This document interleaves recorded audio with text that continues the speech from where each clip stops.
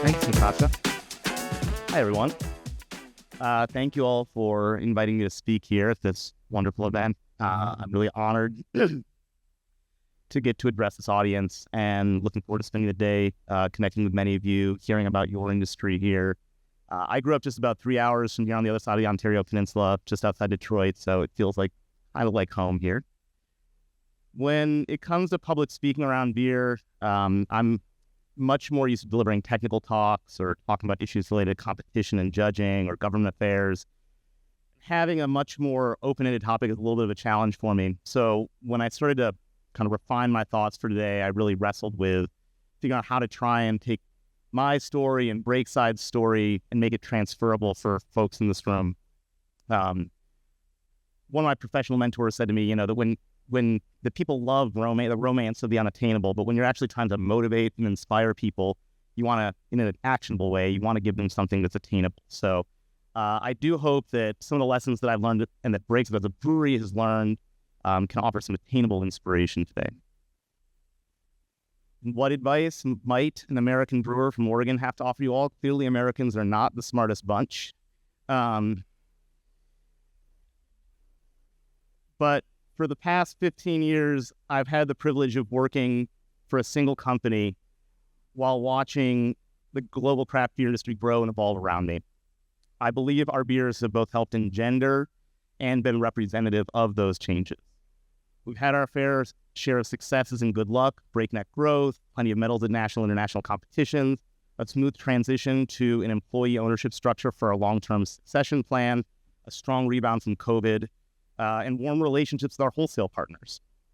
But more than anything, and I'll come back to this several times during the talk, I still go into work as excited as I did when I first started as a baby brewer. And I think I'm able to share some insight into how to stay happy and energized in this industry, to talk about why doubling down on your commitment to certain aspects of your day-to-day work can make that attainable for you. So if you already have that spring in your step, I'm sorry. This may be pretty boring for the next 40 minutes or so. You're welcome to slip out and get some coffee or something. But if you some days wake up and feel like you don't have that spring in your step, hopefully some of the things that I can talk about today from both a kind of technical brewing and a teamwork side can really push things forward. So I want to do this in two parts. The first is sort of a brief story of Breakside, some anecdotes about our early motivations, inflection points. And the second part is going to highlight 4 areas that we've focused on that in my mind have set us up very well for long-term success in both brewing, quality, and business. Back in 2009, I was introduced to 2 guys who had only met each other a few months earlier, Scott Lawrence and Tony Petraglia. Both were about my age, both had recently moved to Portland, and both were really excited about the beer industry. Scott was a sales guy. At the time, he was selling software packages to large nonprofits. Tony was an engineer at Intel and a home brewer. They'd made a pretty hasty partnership and were planning to start a small brew pub in Northeast Portland. I was fresh out of brewing school, working part-time at a small brewery, Upright Brewing, if you know it, and looking for a full-time job in the Portland beer world. I hit it off pretty quickly with them, and they offered me the chance to join them as the founding brewer for Breakside. We were not destined for success at the beginning.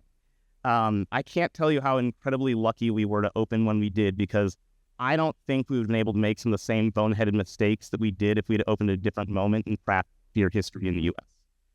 We were on the front edge of that cusp of kind of the great expansion of breweries. There were fewer than 2,000 open in the entire country in 2010 when we opened our doors. Now there are over 9,000. So we definitely benefited from patient and forgiving customers who were ready to embrace local beer. The first couple of years were not always encouraging. We got a lot of pushback from the chattering classes, from our customers, from peers in the industry. Beers were too experimental or too unusual. We couldn't keep an IPA on tap regularly. We were trying too many things rather than getting very good at any single one. We were posers who didn't have the right experience to open a brewery. We were tiny and didn't have enough space to store beer raw materials. I drive 40 minutes to pick up grain and throw it bags in the back of my Subaru Outback just to brew 6 barrels at a time. Profits, or lack of profits, I guess, definitely reflected all that, especially for the first year. But there were some bright spots. A group of curious pub owners in Portland had sprung up and were eager to offer new small breweries a platform to showcase their beers. I can't emphasize how those relationships and friendships, how a healthy pub culture really helps promote breweries, and especially promotes, I think, fresh beer. There were chefs opening farm-to-table restaurants that were ready to work with a brewery who was more food-centric, positioning itself as food-centric, and we began collaborating with them, selling beers to their restaurants, even though we were barely making any money on it. And there were wholesalers who saw the value in a new local brand, and who saw a lot of our eccentricities and experimentations assets. Honestly, it's really hard to remember what my feelings about those challenges at the time were. I think we were all so overwhelmed with the kind of just the whats and the do's of getting the business off the ground that we didn't have a lot of time for self-reflection. But as I started to see folks respond to our beers and brand, I did find one important emotion early on that became a motivator: envy. Call it some sort of perverse form of self-awareness, but I think that envy in the quality of other people's beers was a really powerful force of inspiration. I remember tasting beers from folks in San Diego, from award-winning breweries in Oregon, from beers that had won medals at the GABF when I was a homebrewer in Colorado, and I just coveted the cleanliness, the drinkability, the purity of the expression of ingredients in their beers. I knew that even though we were small, we could deliver better beer to our customers than we were doing at the time. And I figured that if we couldn't figure out how to do it, we'd probably be better off just closing up shop and joining the folks down the road who could. And I think in that early phase, there's this important lesson for me there, which is, the title of this talk is talking about valuing long-term quality, but frankly, it's kind of inscrutable and might mean 100 different things to people in this room. That competitive drive, though, the desire to become as good as the people who are brewing better beer, is the sort of basic ambition I think that you have to have if you want to keep yourself and your customers engaged. And I encourage you to be clear-eyed about it. We all find ways of deluding ourselves into believing that our shit doesn't stink in one way or another. Sorry, can I swear? Let us swear. It's okay. But this is one of those moments when it's really important to take off those rose-colored glasses and be as self-critical as you absolutely can. I mean, it means really tasting with your mouth and not with your head. We all know what we want to think, but actually tasting the beer. By 2013, we'd expanded. Honestly, it was more of a hunch and a vision for what we might be able to do rather than any well-designed master business plan. But we built a new brewery, had a growing team, got beer going into the wider marketplace for the first time. We were wildly unprepared for scaling up. It's funny to look back on. I remember us scrambling to get our first wholesale order of kegs ready.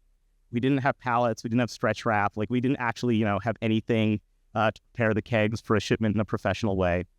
So our learning curve was pretty steep, but we persevered. And slowly our reputation for experimental and culinary beers gave way to for clean lagers and eventually for West Coast IPA. Fast forward a couple of years, we were riding the wave that buoyed up our whole industry, doubling in volume for a few years. We had 20,000, 30,000 barrels.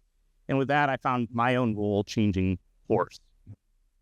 Less time on the floor making beer and working in the trenches and way more time behind a computer. I became what my friend Jason Hansen likes to call a carpet walker. Some brewers dread that moment. Some of my closest friends have literally designed their breweries and their business plans around being able to keep their boots on the brew deck and stay on the brew deck until they retire. With Breakside, I didn't get that choice. Or by the time I had a chance to think about it, that ship had already sailed. Whatever. Rarely do we get the precise timelines that we desire. And frankly, for me, the change was in some ways welcome. It was a little bit of a relief. For about a year, I had a pile of brew logs and cellar logs on this that just got taller and taller and taller. If you can understand the thrill of killing that backlog of paperwork, you and I are cut from the same cloth. Through all of this, though, quality was top of mind. We made investments in equipment, data collection, data analytics, systems, R&D, and that allowed us to stay on top of the wave we were riding, even if just barely so. We were riding the horse rather than letting the horse ride us. But it was really once I had time to kind of come up and breathe, that I could take a step back and ask, all right, now that we've gotten to this point, how do we maintain it? How do we age gracefully and become a revered elder statesman rather than a flash in the pan? How do we play the long game well? To answer that, our team had to lean on a different set of skills and the brewing know-how and work ethic that have been the things that gotten us to the point to get the key to our success up to that point. Take a step back here. Before I got into brewing professionally, I spent a few years working in outdoor education and teaching. Actually, some of my earliest experiences in guiding and wilderness travel were here in Ontario, up in the far west, the northwest, I guess, Quetico Superior region, and then north of here in Algonquin Provincial Park. It's not an era that I talk about much in professional settings anymore because it was so long ago, but I want to linger on a moment because it was during that period of my life when I learned some key lessons about leadership and team building that still resonate for me today, and I think make me a better brewery manager, frankly, than I am an actual brewer. Some folks may have heard of NOLS, NOLS. It's the acronym for the National Electrical Leadership School, and it was founded in the 1960s by a guy named Paul Petzold. He was a well-known mountaineer, our U.S. Army veteran, and he founded the school on the idea that to use extended wilderness travel to teach leadership skills.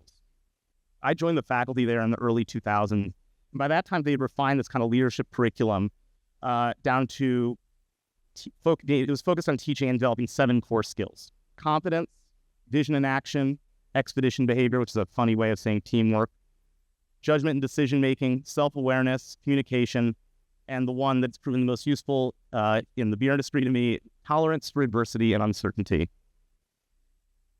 I think that one of the things that was revolutionary about this way of thinking about leadership was that 6 of those 7 areas are so-called soft skills. Technical competence is only one of 7. Make no mistake, you can't fake competence. It needs to it needs to be cultivated, but that ratio of soft skills to hard skills strikes me as worth remarking. If you're working in a brewery, you're deeply engaged in the technical stuff, right? You are in the mechanics of brewing and manufacturing. But I knew for us to take those next steps towards institutional excellence, toward long-term quality, we'd have to get better at the other side of stuff, as a team, as individuals, and as a team.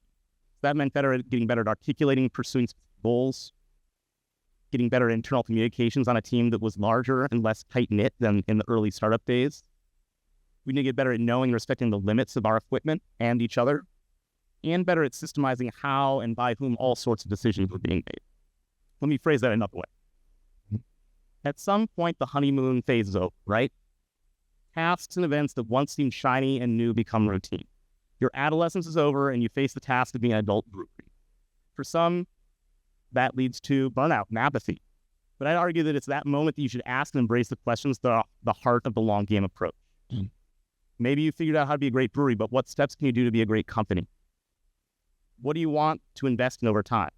How do you stay on top of the field? How do you build for institutions? You may have picked up that I'm phrasing a lot of these reflections as questions. This is not meant to be some sort of like rhetorical jujitsu, where I say a whole bunch of nothing by asking a bunch of open-ended questions. I ask these questions out loud because I hope that you'll ask them of yourself and your company. The first step in preparing for the long game is self-reflection. These are questions with shifting and personal answers. You have to embrace and live the questions because the road ahead is going to be uncertain. So here we are, 15 years later. Breakside's growing strong and getting stronger. We're financially in the best position we've ever been since the start of the pandemic. We're making almost exclusively beer-flavored beer. Our average production brewer's been with us 5.5+ years. So what's working? This brings me to the second half here. The things that we're focused on, the second half here is the things that we're focusing on to make these successes long-lasting. There's no secret formula. Our success is not the same as everyone else's success, but I want to share 4 steps, 4 buckets that I think about when I consider how we built our success. First, hire and cultivate people who share the same ambitions and values as you. Second, create a conversation around beer. Third, be hands-on and accountable, but develop systems that let you step away. And finally, embrace change and uncertainty. So I'm going to spend some time diving into each of these. All right.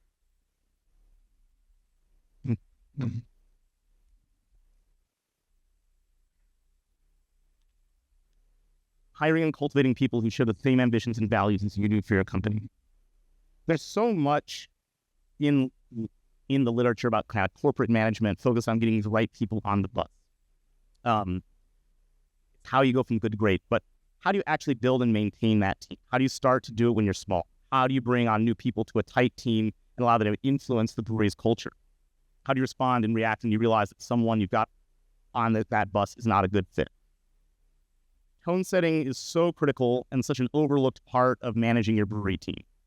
Building buy-in, setting expectations, developing rapport. Those are the pillars of getting things started in the right direction with a new hire. Two of those are pretty easy to check the box on, right? Rapport just comes with a personal touch. Be friendly, be present, get to know the person. Expectations usually come in the form of SOPs. They come in the form of, training programs. But what about buy-in? All right, interactive part of the talk here. I'd like to see a show of hands. How many folks work in a brewery where you have an official mission statement or set of core values? Good. How many people, think back to your first day at that brewery, how many people were shown that statement or those values on their first day of hire? Okay, a lot fewer. How many people were shown those during the hiring process? One person. Going through that exercise, I think, of establishing core values with your team is something that's so easy to do and helps create a sense of buy-in.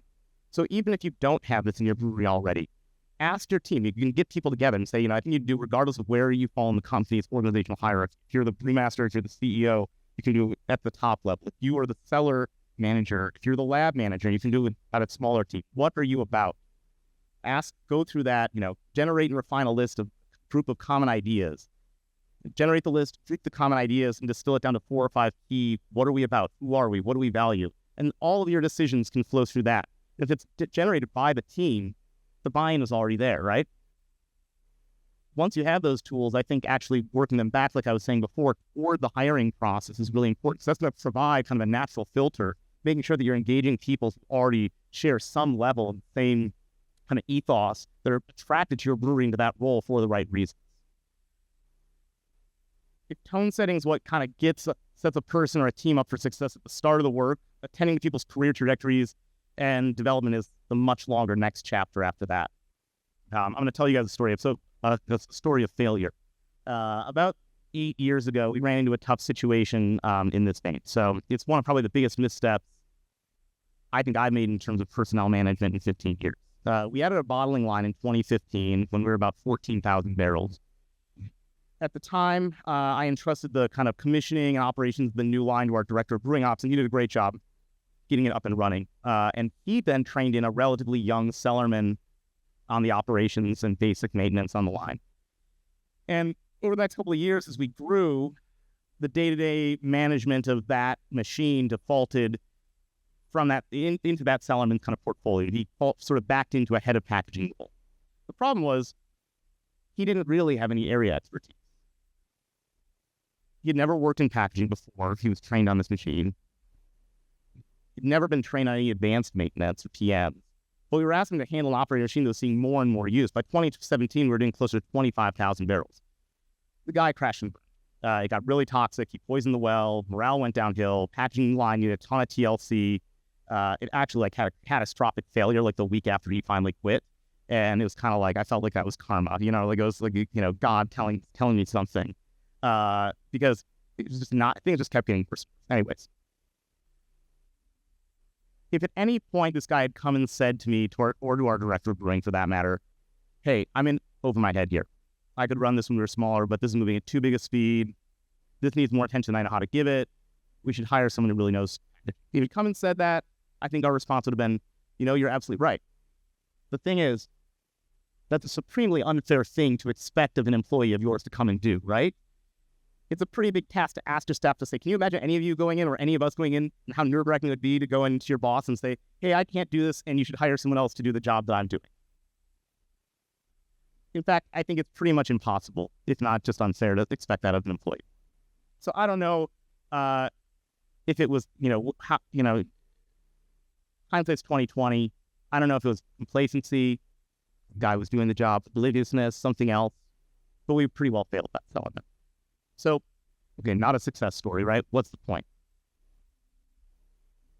I think about that story whenever I'm thinking about people's professional development, because what I've learned from it is that not everyone on your team, nor the team as a whole, is going to benefit from just being backed into advancement. The path to growth for folks on a team is not always a straight line toward a new role or promotion. We've gotten better, Breaks has gotten better hiring in, above, with folks who have specialized skills that can share and spread those skills to others, right? We've gotten better at offering lateral changes to keep folks' roles in the company dynamic.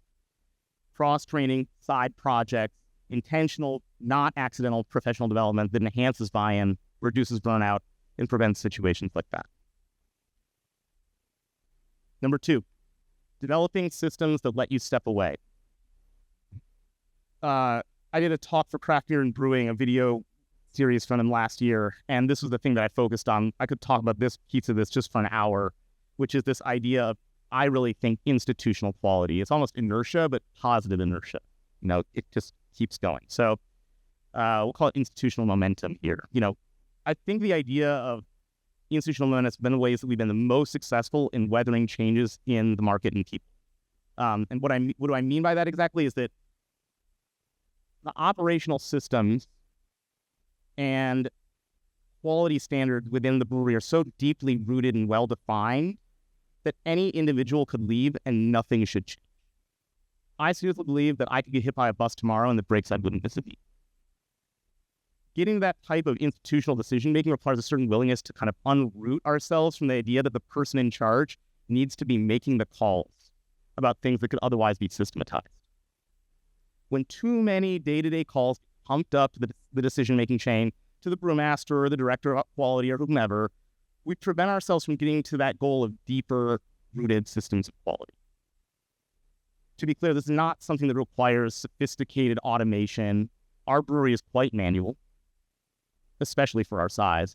And so all these decision points are run through human operators. But the guidance for that next step in processing or troubleshooting or decision-making, the sort of if X, then Y, if P, then Q, they're all standardized.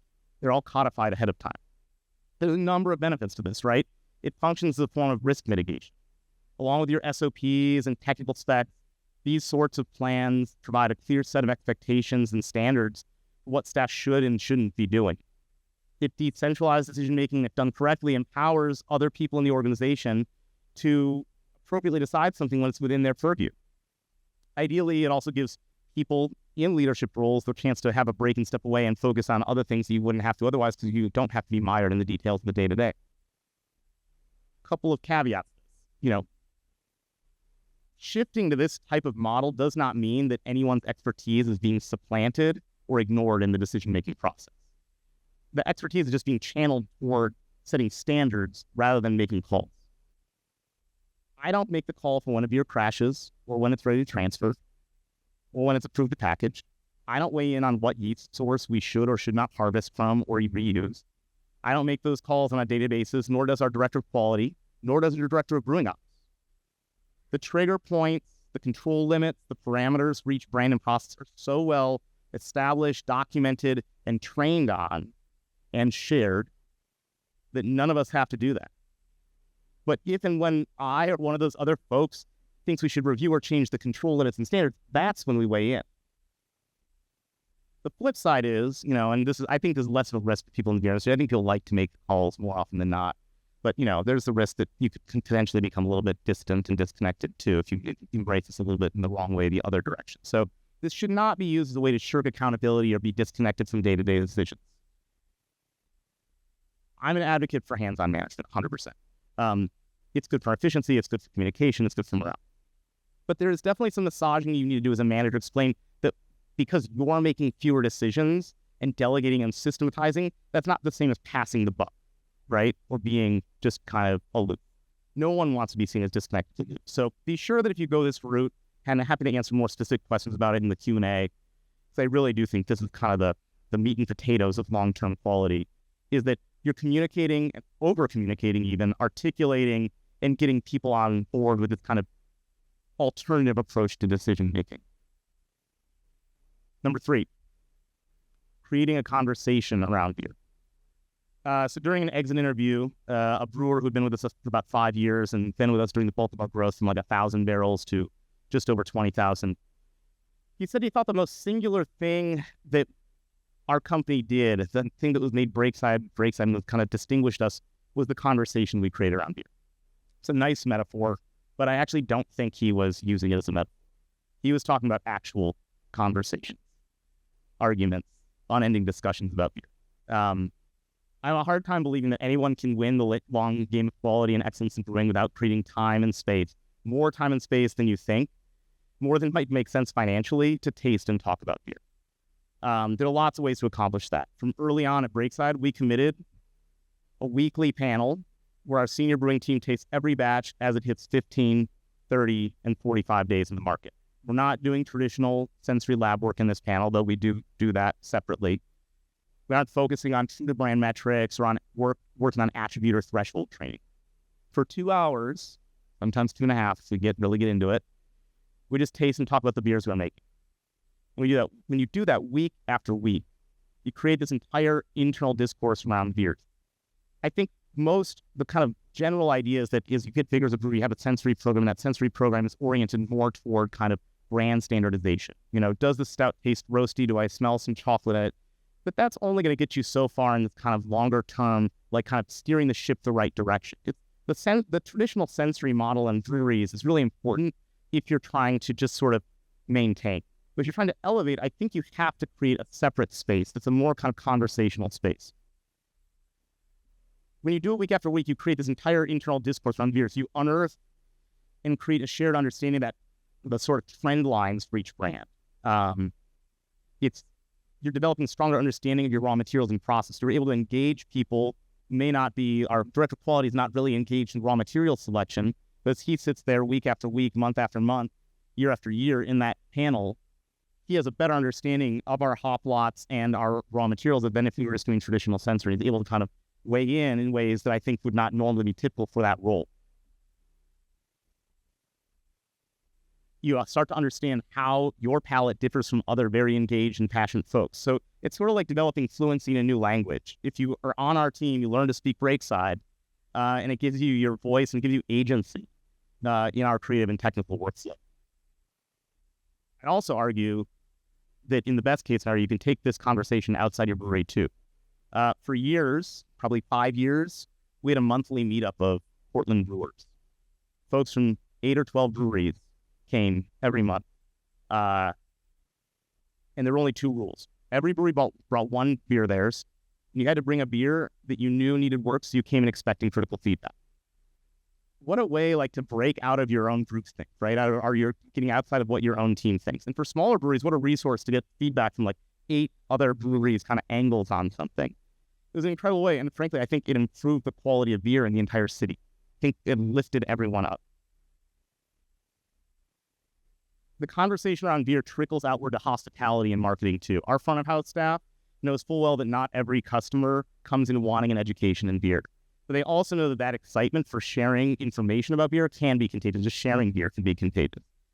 I read an article last week that made this full-throated case that as an industry, we do ourselves a disservice when we aren't working to get new customers excited about the breadth and diversity of beers that are out there. And I think it's true. Many of us are just accepting as this kind of article of faith that newer, younger consumers are less interested in beer. For much the last decade and a half, though, we didn't have to instigate that conversation around beer. We had customers who were just showing up. They were already there for it. They were walking in the door. So maybe whatever kind of hand-wringing or ennui or malaise, those are my French words for the talk, about consumer loyalty is misplaced. I mean, tiring as it may seem, the kind of didn't we already do this years ago mentality, right? Maybe we have to get back to basics and use our enthusiasm to enthuse potential customers. So create conversations around beer. Do it by being open-minded, curious, tireless, humble, and find inspiration in the work of your coworkers and peers. You have to participate in this kind of wider community of brewers during events like this one and once you're home. Get out of your brewery, taste. Make sure you're staying current with what others are doing. Number 4, embrace change. Evolve or die, right? I'm sure we all know some people, though it's certainly not us, folks in the industry have a certain entrenched way of thinking that if you embrace change, you necessarily must be making some sort of compromise to your value or your identity, right? Poppy. I think that mentality is the recipe for disaster. It's just plain wrong. Some of that mentality is a little bit just kind of old fussiness. Some of it comes from fear. But you can evolve with time, without having to chase every new trend, without being the first to try everything, without pursuing hype, or without having to make a bunch of beverages that you don't really like.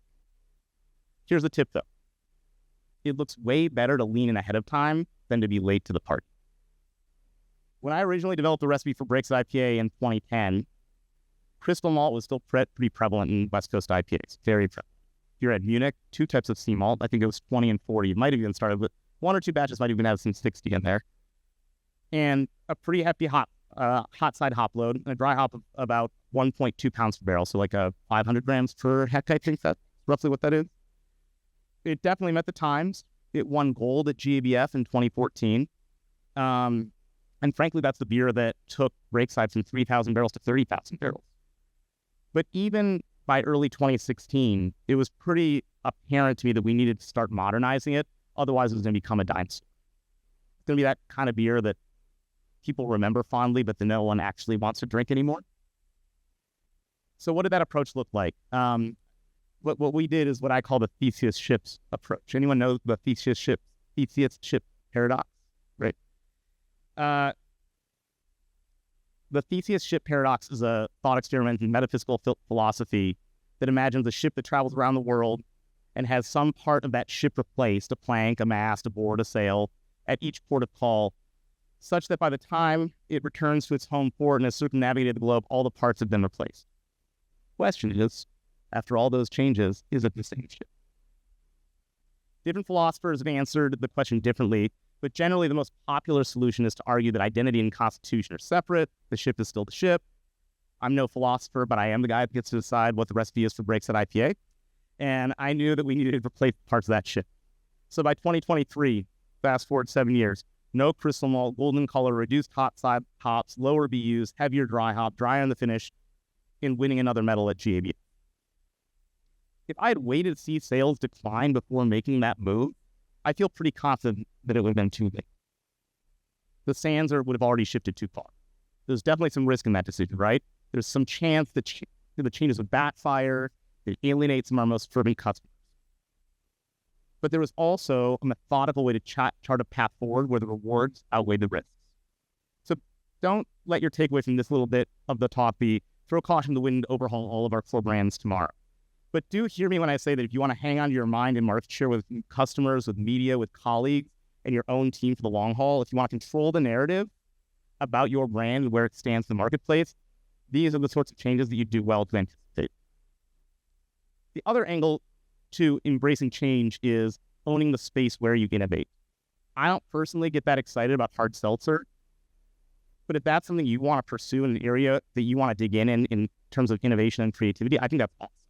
What that means is you have to figure out what innovation means to you and your team after you do it. At one point in my career, I equated innovation with experimentation, with adding any novel ingredient to a beer. You know, a chili beer made so hot that it tastes like Chinese hot pot, numbing your face, bring it. We made a roasted duck porter with duck carcasses simmered in porter, worked for 3 days, like great idea, Ben. That type of creative expression and ideation is super fun, but it doesn't always taste very good. And deliciousness has to come first. Putting deliciousness first is not an obstacle to innovation for me. It means that new ideas come a little slower, maybe a less rapid-fire pace than they did when I was beginning in my career, but they come better and more fully formed. I also firmly believe that innovation takes a team. No one gets to innovate alone. I reject the idea of the great man or the great individual theory of innovation. There's too many people on your own team who are too passionate for any single person to have ideas that no one else is going to have. If you think you have a premium good ideas in brewing, you're flat out wrong. You're going to be outflanked by the people who bring out the best in their team and their community. They'll outmanage you, they'll out-innovate you, and frankly, they'll have more fun while they do it.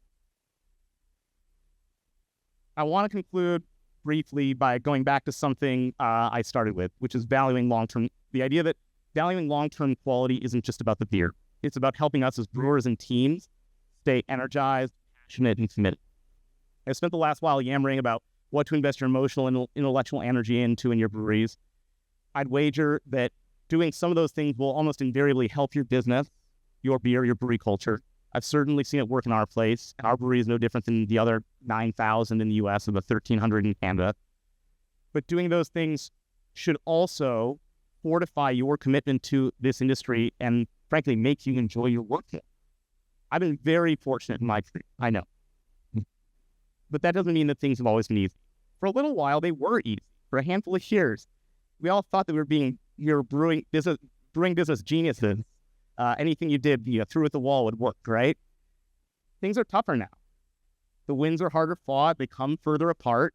But because of that, they're more thrilling when you hit them. They're more worthy of celebrating. I don't expect anyone to just take a deep breath and say, okay, Ben, I'll enjoy the challenges because the successes in one meeting magically find themselves kind of reinvigorated. But it is possible to get there. With time, with work. The success of the long game is attainable if you'll take some of those first steps. I hope you will. Thank you very much.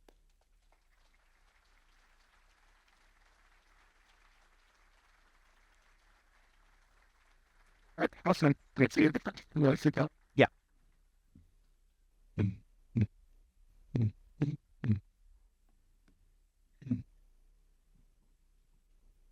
That was awesome. Did everyone like that? Yeah. And I got to say congratulations to Ben on being the first ever keynote speaker in the history, 12 years of the OCB, to use the term poppycock in a presentation. So, before I ask a couple questions, I'll just see if there's any. We have approximately 14 minutes. Does anyone have a question from the audience for Ben? I think the mics are good to go. I know the talk was kind of, philosophy of quality, but if people have specific technical questions, I'm also happy to get into the weeds. I think we've all sort of had a situation where we have employees climbing the ranks, and you mentioned sort of a lateral move. How do you find that when you need to spot an employee that needs to make a lateral move to then promote someone that was once below them, sort of to move up that chain? And how do you do that sort of efficiently, kindly, and sort of the ins and outs of that? Yeah, I would say, so it sounds like maybe there's two aspects to that. One is like, are we talking about someone who's looking for the lateral move because they're not performing well? Gotcha. Yeah, I think that one, creating the permission structure around those lateral moves is important so that people don't see it as a, hey, you're not moving up in the organizational hierarchy anymore. Be like, oh, years ago, this guy moved from, being a lead brewer, actually just decided to join the R&D team, or our lead cellar woman decided to go from running the cellar, she wanted to get onto the lab team. And so, there's kind of that concept to it, kind of making the history of those types of steps known. So that then softens the blow. It creates the expectation there's going to be, oh, you can make this move this way. It's good for you in your career. And of course, someone who was previously beneath you, quote unquote, in the organizational hierarchy is going to now maybe be your supervisor. And I think that kind of softens a lot of those things. There's good respect with the kind of the feeling that you're being taken care of. I think that it's really important to do those things kind of cross-departmentally. And we're talking about larger brewery situation, I think, where that's really possible. I think it gets tougher in a small brewery. That said, we've also done it with a cellarman who was kind of getting burned out on work and moved them to the art team because he had a background in graphic design. Now he does all of our labels and whatnot. So you can be creative about it too. It doesn't necessarily have to stay within the confines of the production brewery. What else? Last night over some beers, you said that you pushed the brewery to the limits a couple of years ago, and you're talking about some burnout of some of the staff. So how do you continue to grow fast by slowing down? What's your at Breakside? What's your mentality when it comes to slowing down to grow? Yeah, I think that comment was in reference to kind of when we were getting to this kind of reaching that limit of volume that we could really push out of our existing physical space without adding more staff or without adding a later shift or something like that, within kind of the existing structure of the day-to-day. And I think maybe folks have experienced this where you're getting to that 90%, right? And getting to 50% capacity is not that hard. Getting to 75% capacity is not that hard. Getting to 80%, people working, you're expecting a little bit more people, and the grind a little bit harder unless you're in a really, really well laid out space. You do that again to 95 and 100%. It just gets each barrel, each hectoliter gets harder and harder to get out the door with the same level of kind of enthusiasm and ease. And so where's that point that you can drop down to? I think it's really that's a tricky business question, right?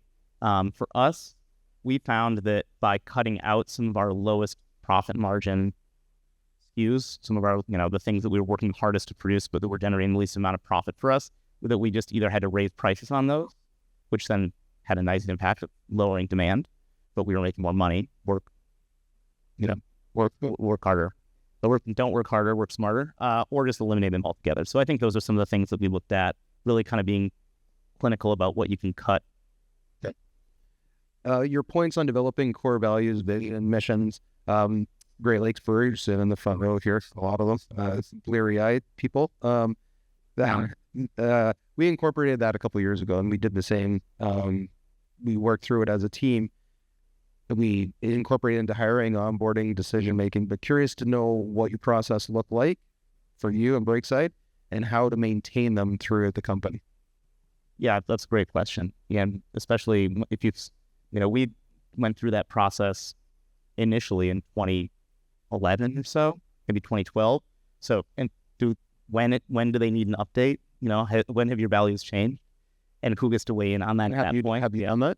We have, yeah. So the initial bit was kind of done in 2012 when we sat down and as we were opening the production brewery said, what do we want to be about?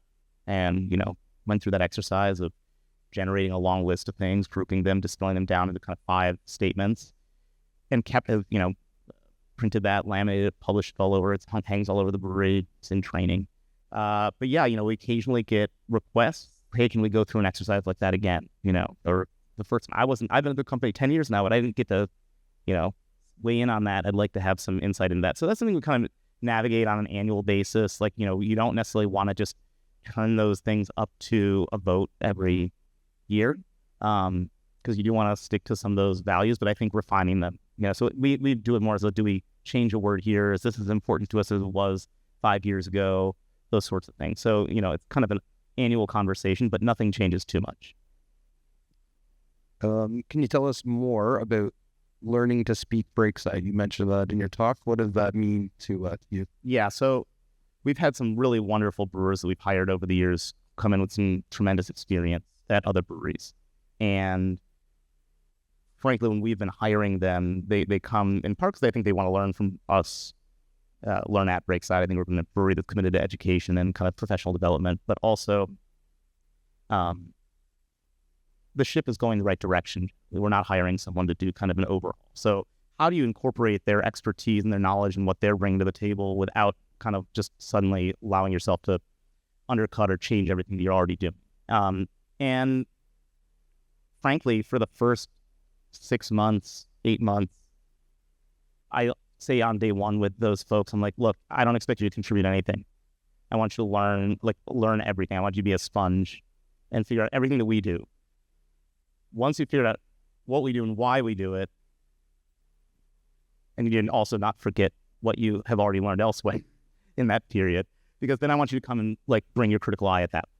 But, it's a lot more valuable once that person has 8 months under their belt. We have a brewer who came to us from Jack's Abbey. She's incredibly talented. And it was a little bit of a struggle at first because I think she's very excited about, bringing what she knew from a well-regarded lager brewery to do our brewery on the West Coast. And, there was a little bit of friction at the beginning. And now I think she, after 2 years, oh, this is way better. She's like, I feel like I can contribute so much more now than I could at the beginning. And some of that contribution is the stuff that I knew before I got here. So, yeah. Any questions? You can come to the mic. Does anyone have a question for Ben? What did you drink? Oh, we got one come in.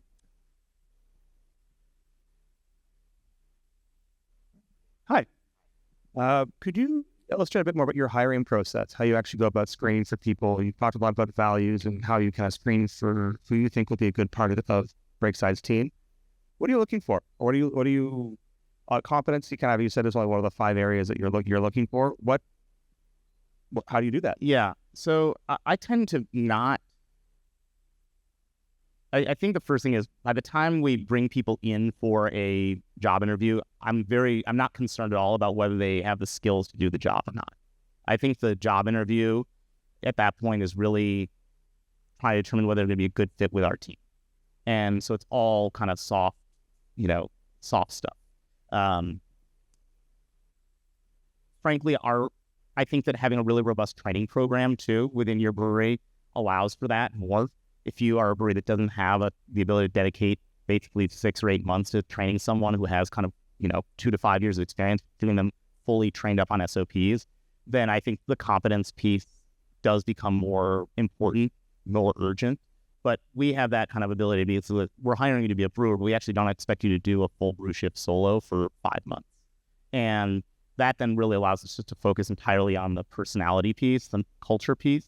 And so I always try and have, it's a little bit intimidating, and this is something that I've kind of heard feedback about, so take this with a grain of salt, but like having 3 or 4 people meet the person and do the interview, it can be a little bit intimidating to do like 3-on-1, 4-on-1, but I think actually like having multiple people in the room helps a lot, kind of get a sense of people. I'm always really interested to hear what people's own career trajectories are, because I believe that any job is not a prize to be won. It's, a match to be made, like between the company and the individual. So if someone's looking for something in their career that's very out of step with what we're expecting out of that position for the next 2 years, even if they're a great candidate, otherwise that's kind of one of those red flags. But that's kind of the general MO, is, I guess, making sure that when they're sitting down in the room, you can focus on just the culture and personality. Any other questions?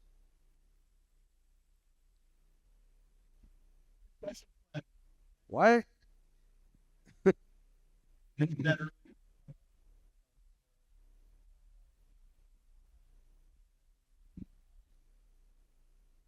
Yeah. So for those that couldn't hear, how is succession planning formalized in the brewery? Yeah, that's a great question.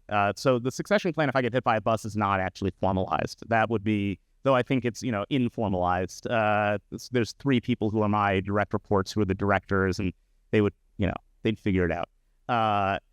But as far as corporate succession plan, we went to an employee stock ownership program, an ESOP model, a couple of years ago. Basically, Scott, who was the majority owner of the company, wanted to get some chips off the table. It was a great situation for him. But so rather than looking for a buyer or something along those lines, for that to be kind of the next step for 15, 20 years from now, the idea is that it will go on to the employees. So just having that as kind of the backstop for what our kind of priorities are as a business, knowing that the longer term play is for the employee pool to have 90% ownership, I think allows us to be more nimble in terms of, more flexible in terms of some of our goals on profitability than we might otherwise be. Hey, Ben.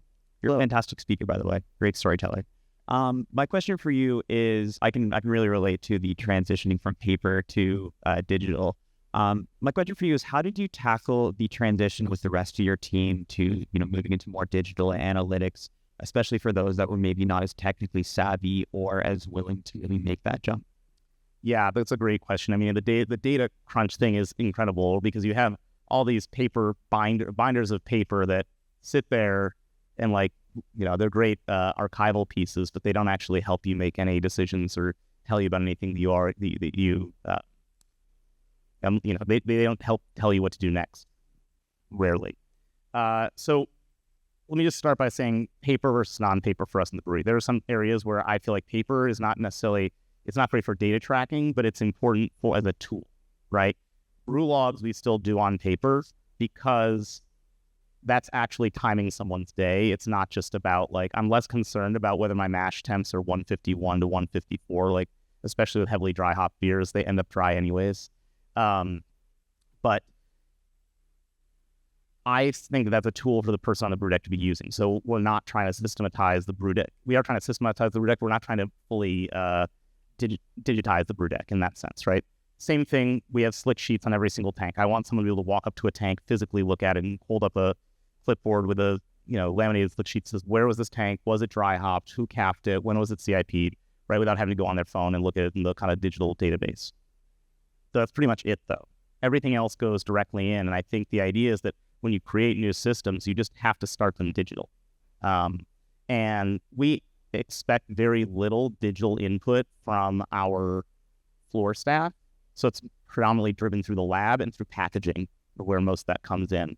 Also, once you get to a certain size, I think having someone who's kind of fully dedicated to ERM software.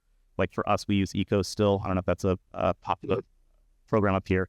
We have one guy who that's his entire job, and God bless that. But like it's having that resource then allows a lot of stuff that is kind of the connection between the paper world and the digital world to go through one person. We have time for one last question because the bar has just opened. Does anyone have one last question for Ben? He's sticking around. He'll be around to have a beer with talk shop for the rest of the day. Yeah. Last call for first stall. Cool. All right. Well, thanks, Ben. Thank you all. It was awesome to have you here.